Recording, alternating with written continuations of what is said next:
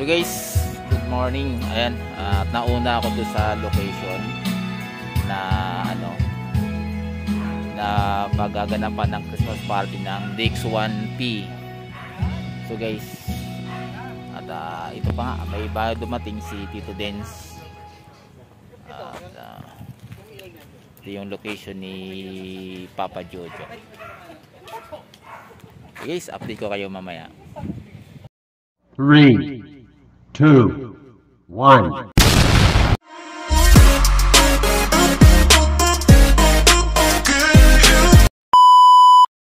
Okay. Yun guys, may unbox so tayo. May dala si Tito Dens ng kanyang magandang radyo. Tito Dens, anong masasabi po ninyo? Well, mamayang konti, magre-radio model reveal tayo. Pero habang binubuksan natin, those of you na biyasa sa mga radyo, malamang mahuhulaan nyo na kung anong model ito. Let's go! Let's go! So guys, ito na yung radio. So binubuksan ni Tito Dens yung pinaka-sikreto ng radio dala niya. Oh my God! Wow! Ito yung head. Sana all. Nakasabit ito sa leeg mo, naka-quintas. Yun ang isasabit sa leeg. Yan yung lanyard. Oh, sipin mo guys, oh. So, tapos ito yung backpack. Imagine guys, may bag ka sa likod, may radio. At saka, pakita natin yung antena. Okay. Ito yung kanyang antena. So, ito. Ayan, guys, oh. Natin. Unbox so natin. Sa inyong mga bihasa sa radio, malamang likod pa lang ng radio, alam nyo na kung anong model at brand. By the way, itong katabi niyang metal, aluminum, ay actually, ang laman niya ay internals ng ICOM Alpha Hotel 4 na nilagay sa panibagong casing para magkasya dito sa bag. By the way, yung bag natin ay specially made by ICOM. Lima Charlie 156. Wow! So more or less, alam nyo na kung anong klaseng radio ang laman. Self-contained, radio, tuner, and battery pack. Battery pack, wow. Lithium ion. Okay, yan natin. Subok, try natin. Power on. Focus. Power on. Yan. Yan. So, nasa 145. Pero 960. HF antenna ang ilalagay natin. So, try natin dito. Guys, ito naka-automatic na to sa kanyang antenna is HF antenna.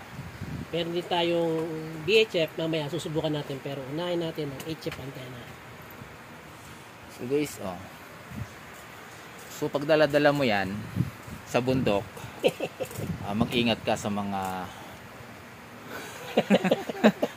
at sigurado, alam nila yon. Imagine kung gaano kahaba yan. So, may secondary. Teka. So, Ayun. Okay.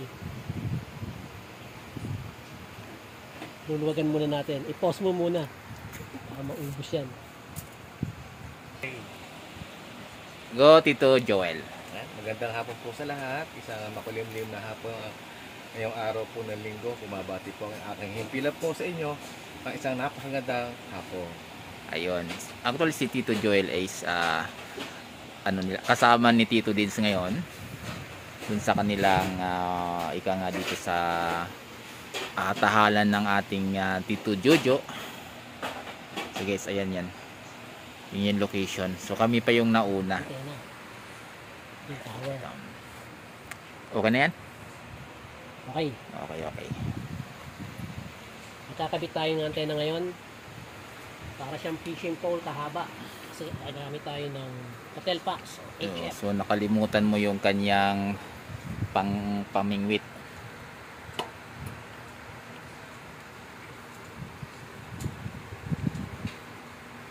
Oh. So try natin. So ito, nakasabit sa leeg mo. Tungtong mo dyan, Tito Dens.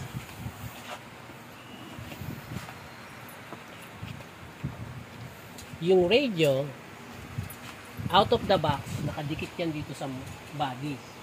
Pero dahil dinisign siya na natatanggal ang phase, gumamit tayo ng separation cable. Ito yung separation cable.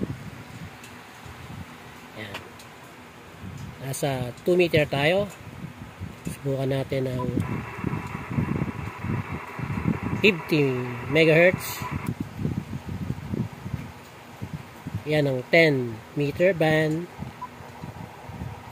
24 megahertz. 15 meter band. 18 megahertz.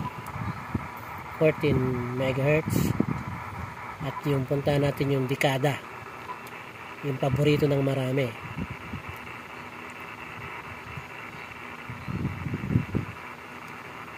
Yan. Ito yung channel, ito yung frequency ng para. Yan. Wala, tahimik dahil wala namang netcall yung para ngayon. Ngayon, pause muna tayo. Commercial muna. Commercial muna. Commercial. So guys, try ni Tito Dens na magpalit ng VHF antenna. Kasi po, ito ay HF po ito. Itong nilagay po niya. So, try natin na kung ano yung kanyang talagang magagawa. Guys, kita nyo. Ganda. Paliwanag mo, Tito Dens. So, ito ay VHF antenna, pero hindi lang VHF po, 2 meter, pati na rin 70 cm po, UHF. Na tama-tama sa radio na gagamitin natin ngayon. Gagamitin natin ngayon to dahil walang katao-tao sa HF, subukan natin sa 2 meter. Tara, may ganun pa eh, no?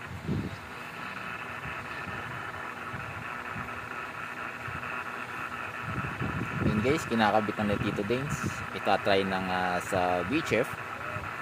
Ika nga para Alisin natin to matesting. para hindi siya mag-interfere. So, aalisin yung ng HF antenna.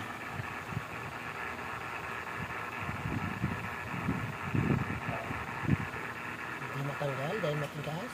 Yun. At ito guys, ito kung ilagay mo na. Punta tayo sa VHF. Yan ang U, yan ang B. So, subukan natin mag-scan kung may masasagap tayo. Siyempre, doon tayo sa 144520, yung home frequency natin. Obvious ba?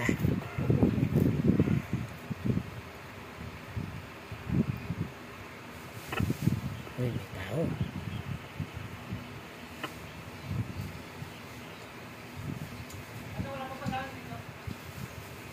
Okay, try mo. Yan. Yun. Tapos si Joel, mag-transmit ka. Kunyari. Kunin mo. Ayan o. Dalubat ata to. Nakalimutan ko charge sa. Transmit. Kailangan ma-check natin kung may enough power yung ating lithium portable battery.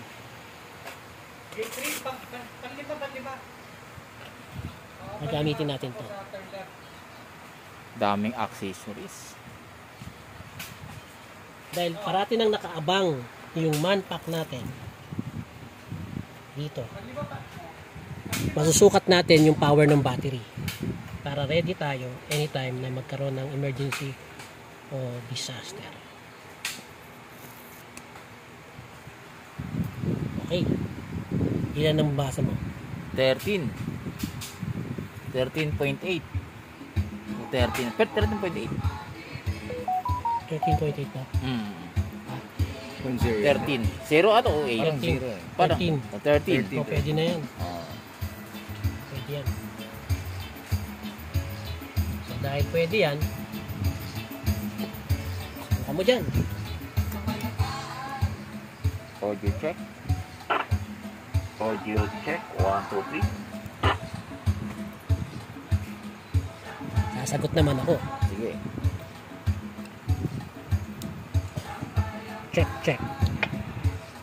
May na volume mo. Audio check.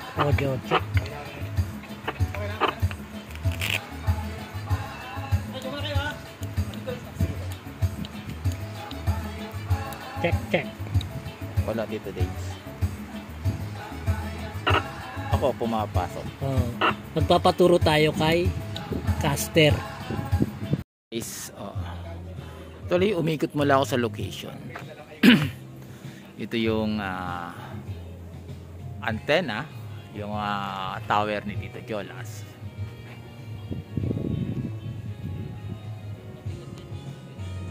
Ayun, ang dami nakalagay na antena.